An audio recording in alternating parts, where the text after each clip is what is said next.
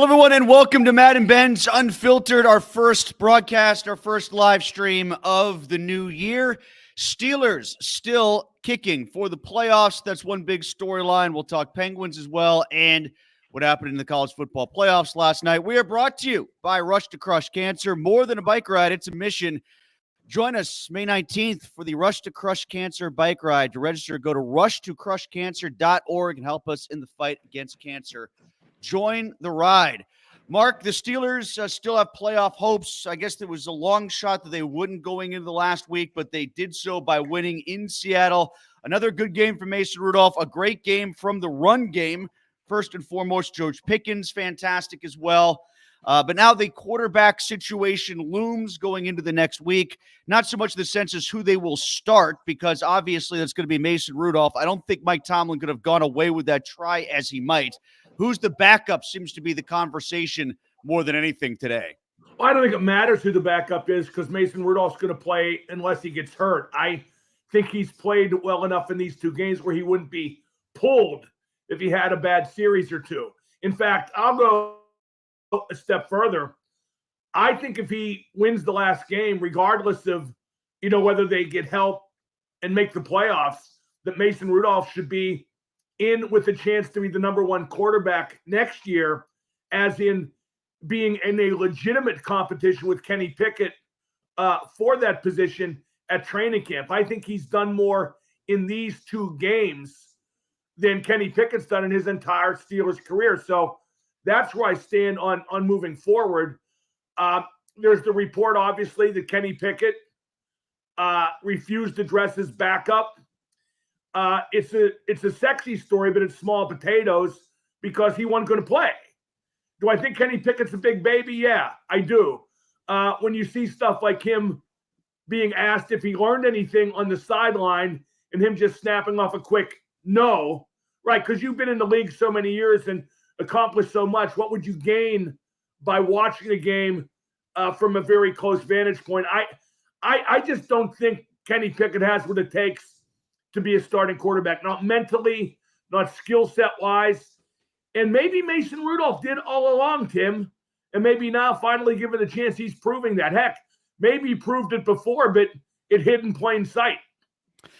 That's what we were talking about today on the DV morning show, actually. And that was the big scope thing of where the Steelers are as far as, yet again, not having a losing season. That streak continues. But is it muddied? Is it dulled by the fact that it took a guy that they had as the third string quarterback to get them there? And I think in part it does. And I still think that it really can't be looked upon as this great achievement if they miss the playoffs because they lose to Baltimore's backups or because they don't get the help they need. If they don't get the help they need to get in the playoffs at 10-7 in a league where everybody's designed to have 9 wins, that's not that great of an accomplishment to me if you don't get in because you lost at the very least 2 games at home to 2 2-win teams. Mike Tomlin never having a losing season is not an accomplishment at all. It's one of the most meaningless streaks in the history of professional sports and is taken far too seriously. It could be an important streak if there was more playoff success mixed in there these last 13 years. But when you make the playoffs and don't accomplish anything, or even worse, when you don't win so much as a playoff game over the past 7 years, a streak like that just doesn't mean anything. And I've always said that that's Ben's streak more than Tomlin's streak. Mark, back to the quarterback situation and the report that you were talking about with Pickett allegedly not wanting to be the backup and refusing to go in. I mean, like, okay, I don't think it's allegedly. I've been told by sources that insist that's true. I know of at least 2 Steelers beat writers who know it's true but won't write about it. I don't know what he gains by doing that. If that's how it went down, I don't know what he would be thinking as to why. He doesn't gain anything. He's being a big baby, period. And if Tomlin acquiesced to it and sort of fell on it and allowed the story to, or tried to bury the story in the way that he did on Monday by saying it was just a matter of him not getting practice reps. I don't know what he. But he also said, talk to Kenny about it, which kind of deflects the story. And if Kenny Pickett was healthy to dress and he's your starting quarterback all year and took every snap up until when he got hurt, he's going to dress. The lack of practice reps has nothing to do with it, or at least shouldn't. That's totally illogical. Don't you agree? I would say that if he practiced enough, the whole practice reps thing to me is an inadequate. It's nonsense. If he didn't practice at all, he should dress. All I know is starting quarterback. He's had 1 billion reps. For a team that always falls back on the explanation of we put our best guys out there every week in an effort to win, they didn't do that on Sunday. They didn't. And if Mason Rudolph had gotten hurt, they wouldn't have had their better backup quarterback. In a way, I'm sorry I talked about this, even though I know it happened, because the story is how great Mason Rudolph played. But one other thing about Pickett. If George Pickens doesn't have to block, why does Kenny Pickett have to dress as the backup? Say that again? I'm sorry. If George Pickens doesn't have to block, why does Kenny Pickett have to you're saying dress that because as the precedent was set by not benching Pickens. Oh, it's been set long before that, Tim. Yeah, I was going to say, it goes back, to AB. The players on this team do whatever they want to do, period. Well, let's get to Mason Rudolph then, since you wanted to talk about him. One angle that we've gone down in this discussion is, well, is there anything that Mason Rudolph really did that Kenny Pickett couldn't have done, given the defenses that he played? And I do think Yes, like throw deep balls, lead receivers into yards after catch, go through his reads in a concise and composed fashion. Everything Mason Rudolph did is stuff Kenny Pickett's not been able to do. Everything. Not only is it a matter of throwing the ball, Mark, but I also think it aids the run game, too, to have Mason in there because there's the threat of the deep ball, and that clears things out some, and it allows Warren and Najee Harris to do their thing. Yeah, but I'm tired of people making excuses for Kenny Pickett. And again, getting back to the Pickett controversy, he thinks he should go right back in there and start, regardless how Rudolph played. Okay? And why wouldn't he think that when every time he played bad, it got blamed on somebody else? And I don't think, Ben Roethlisberger might have had that cachet to be able to do that to Mason Rudolph when he came back from COVID in Los Angeles, for instance. But that's a totally different situation. Right. Hall of Fame guy who's won Super Bowls. Well, that's what I'm saying. That's what I'm saying. I mean, that's just because that line was drawn here in Pittsburgh back in 2019 when Kenny Pickett was still at Pitt, that doesn't mean it applies to this situation. Mason Rudolph being the starter or Duck Hodges being the starter versus a chance to have Ben Roethlisberger start a game is not the same thing given their track records. No, not even close. And with Mason Rudolph playing the way that he's playing, and I think playing a different style of football than he did back when he was filling in for Roethlisberger in those 2 years from time to time, he looks like a different guy too. He's playing like he doesn't have anything to lose because he doesn't. Well, one thing I wrote about in the Trib is that Tomlin has mangled the Steelers quarterback situation anytime there hasn't been a Hall of Fame quarterback available to play. Case in point, 2019. Ben gets hurt. Rudolph goes in, plays pretty well. Duck comes in. He's a great story. Tomlin leaves him in after Rudolph's healthy. Duck loses a game. The Steelers shouldn't. Steelers missed the playoffs by a game. Yeah, and they might miss the playoffs by a game or a tiebreaker again, even with 10 wins, because that's just how the NFL is built these days, is to have 8, 9. Last year, it was between 7 and 9 wins, half the league. Maybe this year it's between 8 and 10. But Don't actually, you think Miami's going to beat Buffalo, though? I don't know that. No, I don't. It's at Miami. That'll help. But, I mean, I don't know that it will. I mean, I think Buffalo's playing better football than they certainly did lately. You think Baltimore's going to rest all their starters? Because I don't. Well, when you say all, no. I mean, I think they can only technically rest 6 guys that would be scratches. You know what I mean? I think they're going to rest Lamar the whole game. Well, Lamar's the biggest deal anyway, so. Right, exactly. But I think everybody else is pretty much going to play. Maybe not every snap, but pretty much going to play because you don't want your whole team to not play for 3 weeks between the bye and the resting. Frankly, Mark, with the way the Steelers play against Lamar, and frankly, Mark, with the way that they've lost to backup quarterbacks from Baltimore in the past, and the way things have gone with Mason Rudolph playing against lesser defenses, the bigger deal might be, are they resting Roquan Smith, Patrick Queen, and some of those guys on defense? That might be the bigger deal. Yeah, no question. And the Steelers might always go back to playing crappy because they had been for quite some time. But I don't think so. I think this team has rallied around Rudolph. I think they finally see a quarterback playing the right way, playing with confidence, having the offense in a rhythm, making reads, executing. I don't think they knew what they wanted till they saw what they could have. I don't think they knew how bad Kenny Pickett was till they saw somebody better. Yeah, and regarding their chances to get in, if they do beat Baltimore's backups, I mean, we've seen lesser situations, less likely situations where they've gotten help and gotten in. Like, it's possible, sure, like you said, that Miami beats Buffalo. For sure that could happen. It could also happen that Tennessee upsets Jacksonville, especially if Trevor Lawrence goes in at half speed or doesn't play at all. That's possible, even though Tennessee is mush. Yeah, but Jacksonville needs to win, so... Yeah, but both the East teams need to win if they want to win the division as well. Right, but I always give the edge to the team that has to win over the team that doesn't, and that's in the case of Jacksonville, Tennessee. So, but I could also see a situation where neither of those things happen. They don't get the goofy tie scenarios thereafter that they need, and they're left out because they crap the bed against AFC South teams just like they did AFC East teams a season ago. No, where they lost the season was when they lost consecutive home games to Arizona and New England. But that's good too, Tim, because Mitch Trubisky lost those games, which means he can be the sole scapegoat.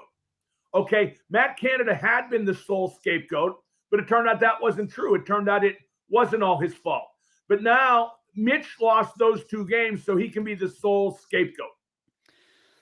I don't know why he was brought on the team in the first place. You want to talk about the Tomlin mismanaging the quarterbacks angle? That's the biggest thing to me. They went into the post-Ben era almost with an agenda to muddy the picture, which is exactly what they did by retaining Rudolph, acquiring Trubisky, and then drafting Pickett on top of it.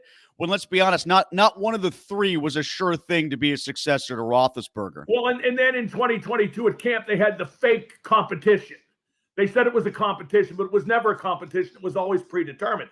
That's why, if I'm Mason Rudolph, if I can get what I think is a more honest chance somewhere else, I take it.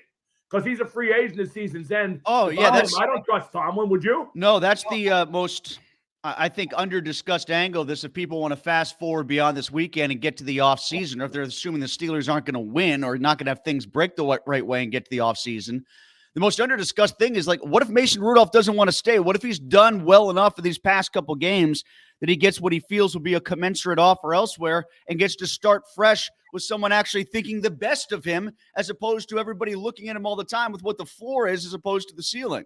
That said, I'm not sure he's done enough, or rather done it long enough in just a couple games, maybe 3, to get any better of an offer. Maybe, but I'm not sure. Here's the funny part, Tim.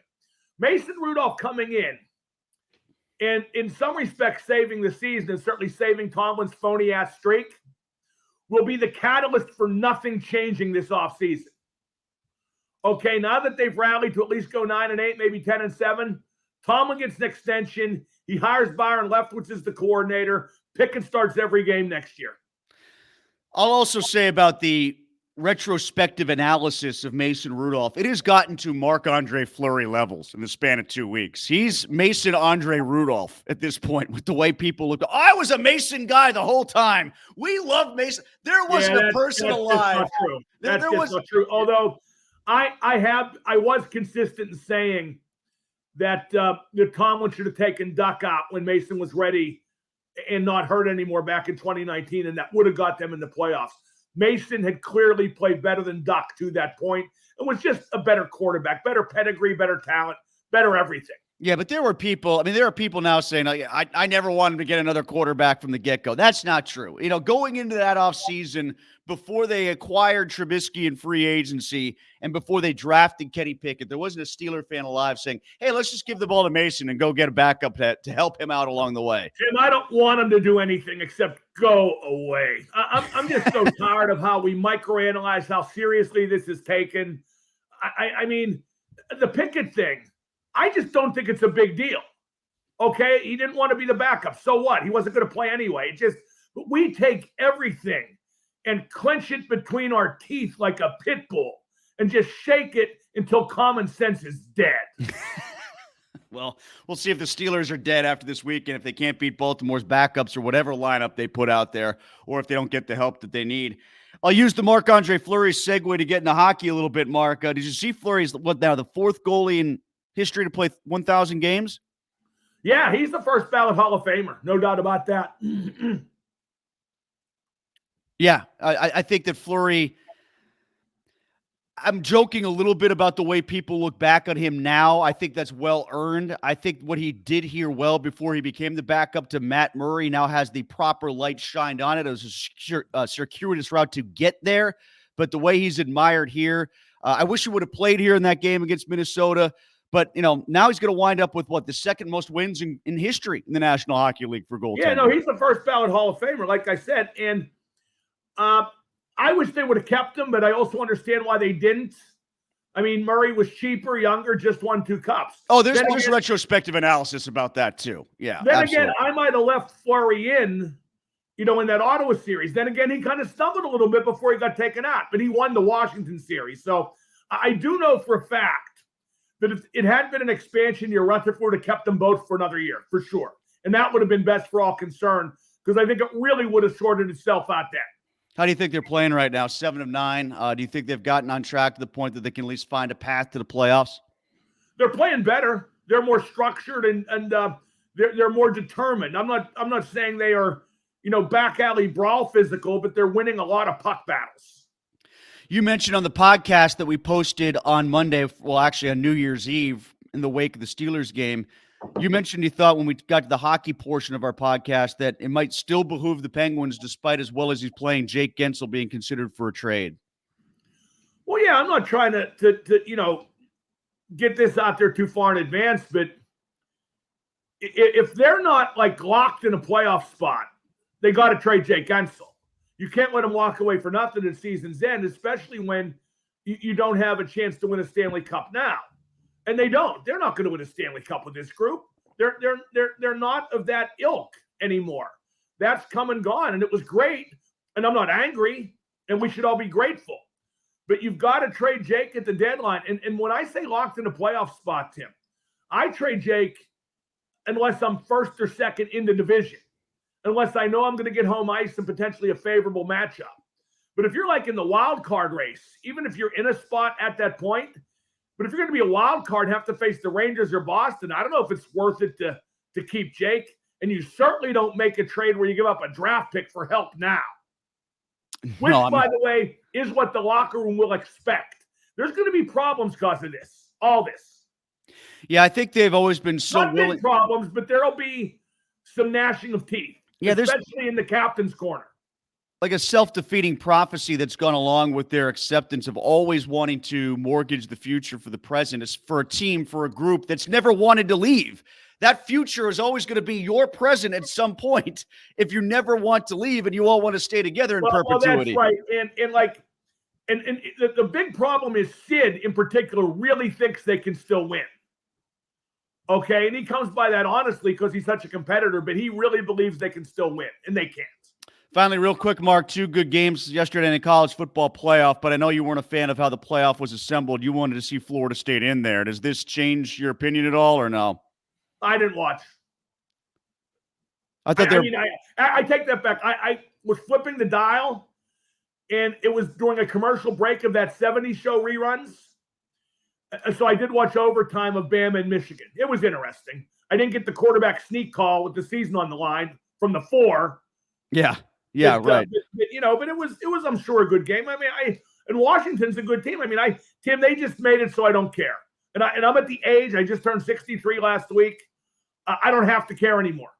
I don't. I mean, I'm going to talk about what I want to talk about, watch what I want to watch, and if they drag me out, they won't have to drag me. Here comes Alex with our first comment. What is the point in revealing bits of a story but not writing about it? Sounds contradictory regarding the Pickett thing. Don't tell me. Yeah, I don't know what people think they know, and I'm not a big fan of kind of sprinkling it out there and letting everybody else draw their conclusions. If you want to say it, then say it. I didn't hear anything about. I said it. Yeah, I didn't hear anything about him refusing to play as the backup. Cavalli on the Fan Morning Show said everything but. You know what I mean? Mm-hmm. Yeah. So, I mean, but that's up to Mark. Mark's a real good writer. I mean, and a real good reporter. But, I mean, I said it. Sam says, will Tomlin resign? Why would he resign? I mean, everybody in management, ownership, and outside of Pittsburgh and the media thinks he's had a great season. Yeah, that's exactly right. This whole thing where his job was in jeopardy, that come and gone. And by the way, Tim, 2 years in a row, the minute I start the Tomlin countdown clock on my show to him having a losing season, they never lose again. The minute I start that damn clock, they just stop losing. What was the first thing the countdown clock was supposed to get to and it didn't get to? Oh, no, just the Tomlin losing thing. Oh, it's just the Tomlin losing thing? Oh, that's right, because it started at 2-6, right? Because that's what, 2-6 before the bye last year. Right. Eric says it's shameful how many people refuse to believe the Pickett story just because they like the guy and they want him to be good. If he attended New Mexico State, they'd have pitchforks in their hand and run him out of town. Cognitive dissonance at its finest. Well, I like when people say, well, that's not true. You know, you don't want to accept. Here, you idiots out there. Your version of the truth is whatever doesn't upset you. And if it upsets you, it must not be true. Eric also says video showed Detroit's lineman checking in with Brad Allen. Oh, did you see this, Mark? On the no, I don't. I heard about it. Don't care. Yeah, I did see it, and they did get downgraded, that refereeing crew, for the postseason. So I think the NFL is pretty sure that well, the last thing that guy said about how the officials have no consequences, they really don't. That's yeah. I mean, that guy, never mind downgraded, that guy should be fired. Yeah, if he got that wrong in that situation, he just shouldn't be official. He shouldn't be a ref anyway in the league. Right. That's his one job, is to figure out which guy is reporting and remember it in the 8 seconds between when he was told and when the ball was snapped. And Angel Hernandez should have been fired years ago, but there's no accountability. Let's go to... I always like when people say, well, the umpires have a strong union. What, are they like the Teamsters? They're going to break heads? Fire the guy, then settle it in court. Because if you fire the guy and settle it in court, you may lose money, but he'll still be fired. Richard says Pickett is just another example of the new Steelers culture under Tomlin, where the inmates are running the asylum. Yeah, I don't know why people are surprised by this. I don't. CJ says, is this a Maddox hurt and Ben situation? Kenny gets hurt and Rudolph comes in and stays QB1.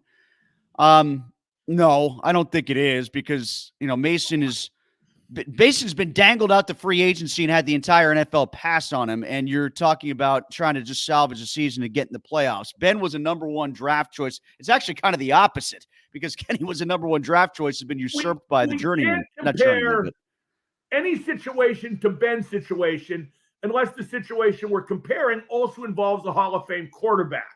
So let me see. Rudolph, no. Trubisky, no. Pickett, no. So the comparisons are invalid. Pete says, how can they get away with holding Watt on almost every play? When he got hurt, the guy tackled him and landed on him, and there was no flag. How can Watt get away with rushing the passer on every play? He never plays the run. That was one angle that, if the Steelers had lost that game to Seattle, was going to be one of my major talking points. It would have been like, the 10th time this year when we saw this massive disadvantage in favor of the Steelers pass rush, where they might have won that battle, but not definitively, not to the point that it wrecked the game. And it could have and should have been that. But they never got Geno Smith to the ground until Herbig got him. Well, look at the Indy game too, Tim. Remember when Indy had, 13 rushing plays in a row? Mm-hmm. They kept running the ball to the spot where Watt vacated because he was rushing the passer on every play. Now, don't get me wrong. I'm not criticizing Watt. His stats, his performance, everything speaks for itself. But he does rush the passer on almost every play. And when people say, well, Myles Garrett shouldn't be the defensive player of the year because he has less sacks, Myles Garrett, and for that matter, Micah Parsons, they are and always have been more complete players than Watt. So when Watt, doesn't get an overwhelming amount of sacks, voters tend to give those two guys the edge in awards voting. Alex says Mason should leave Pittsburgh yesterday if he has any self-respect. Me too. I think Mason should go to wherever is going to make Mason the most amount of money next year, or give him the best chance to start, whatever he prefers. I don't think he'll get a chance to start anywhere. if he could rely on a fair deal here and on a shake, this would be the best place for him. But he won't get it. He never has. He's only playing now because somebody had to, and he's only staying in now because it would look absurd to take him out. But let me tell you what, in a vacuum, if there's no criticism, Tomlin would have Pickett back in already. Let's get to at least one or two Penguins ones here. Richard says the key for the Pens now will be avoiding going into prolonged losing streaks after a winning streak, which has happened to them with regularity the past few seasons. Well, there's a lot of season left. They're going to have another losing streak or two. I think, actually, counter that point. Got to win tonight. Make it 8-1-1. Beat a team that's above you in the standings. And I think if they win tonight, they would be in a playoff spot. Yeah, I was going to counter his point by saying it's less about having losing streaks, which will occur between December and April, January and April. It's extend when you're playing positive longer than they have. They haven't drawn out a winning streak all that long yet. First off, I'm not sure that's exactly revelatory advice, Tim. Let me see. The guy said if you want to make the playoffs, avoid losing streaks. Wow. Yes. But, the greater point of what he's – the greater point of what he's saying is they cut off their own momentum, and they do that. We've been searching for this late. They do it during games. How often do you see them score a goal and concede right away? Eric asked, I've seen Tim wear that hat before. Is that a Hockey Hall of Fame hat? It's hard to see. Yes, it is. I got it in Toronto at the Hockey Hall of Fame. I got it right after – when was the year that Robitaille went in? How long ago when did Robitaille go into the Hall of Fame? Do you remember? You went to Robitaille's induction. No. I was in the Hall of Fame. I think it was after Robitaille. No, that's probably. I've been to one induction, Tim. Lemieux and Trottier. When they went in together? Yep. I wrote in my column that week that you can take any other two centers you want. Give me the guys who made the Hall of Fame today, and I'll beat your brains out. My favorite part of the Hockey Hall of Fame is the goalie mask display. I don't know if that was up when you were there. Yeah. Tim, I try to go there every couple of years. I love it. And then someone sent us a really, really long note, but it's in Spanish, and I'm not going to be able to decipher. No, throw it back up, Chris. Go ahead. This is the longest comment we've ever had, and I don't know a thing about what's being written here. I don't know what sport this is about. This could just be spam getting us to click on a link to buy something, for all I know. Yeah, I would hesitate to post something in a language I didn't understand, Tim, because you might have violated a lot of FCC laws. But then again, I don't think we're under the jurisdiction, right? No, we are not. What language did you take in school besides English? Did you have to take a foreign language? I took Latin. Actually, that helped me a lot for SATs. Latin helps. Listen, kids out there, take Latin in high school if you can. It'll help you on your SATs. I don't know if it's still this way, Tim. I had to take a language in high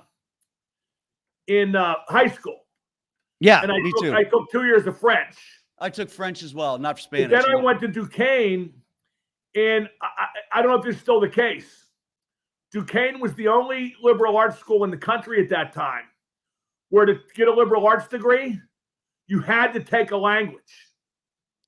That's got to have changed by now. I bet you multiple colleges. I would assume so. So I took Spanish because I don't want to go to French 3. Okay? But it was too hard. You kept getting crossed up. Oh, between the languages. I knew with French, I would pop to mind. So I eventually dropped out of Spanish 1 and took like French. They let me drop back to French 2. But boy, what a stupid, outdated thing. About taking foreign languages or about taking French specifically? Hey, it helped us in hockey locker rooms. In baseball locker rooms, I do feel left out with not knowing any Spanish whatsoever. Yeah, who cares? I still can't believe I had to do it. Can you tell? I'm upset. I'm pissed thinking back that I had to do it. All right, Mark is back. I had this idiot, Senor Tony, who was my Spanish teacher at Duquesne. What a jerk. You're back on today, right? You're back on the show today? Yeah, unless I can think of something to get me out of it. Mark is on Madden.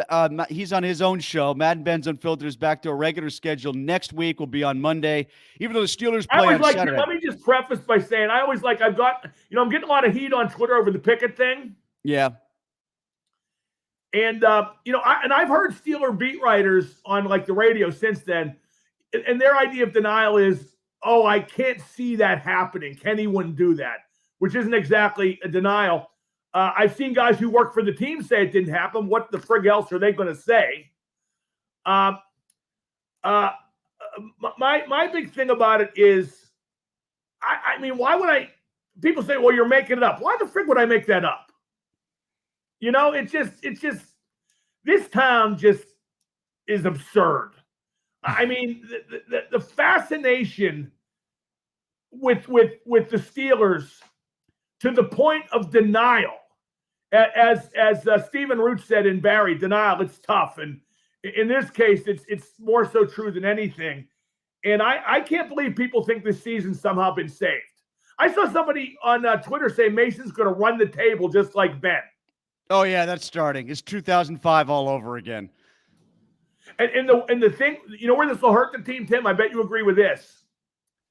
That it will make the Steelers and the people think they're close, and they're not close.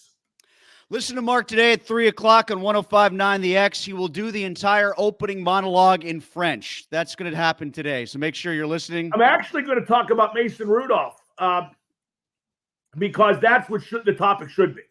Mason Rudolph, Le Magnifique. That's coming up at 3 o'clock today. Read Breakfast with Benz throughout the course of the week, and I'll be on the DVE morning show in advance of the Steelers game on Saturday before the Ravens at 2:30, 12:30. There's a DVE morning show on Saturday? Oh, no, there's a DVE pregame show. And well, I guess I bet it's the morning show. Yeah, DVE pregame show starting at 12:30 in advance of the Ravens game. So be Those listening guys to them. took all Christmas week off. I wonder if that was vacation time or if they just didn't show up. I don't know. Is there anybody that would be there to check? It's a good call. This is Madden Benz. Tom Offerman. That's it. Mike Frazier. That's it. That's the list. This is Madden Benz Unfiltered.